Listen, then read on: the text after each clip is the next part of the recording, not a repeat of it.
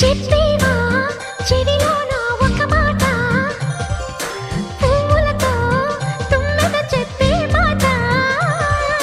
నీ చిరునవ్వు సాక్షిగా తాజ్ మహల్ నాదట, నీ పెదవంచు సాక్షిగా షాజహాను నేనట. నీ తీయని ప్రేమకి నా పెదవే నజరానా, నీ బయటకి నేనిక బానిసనే నెరజానా.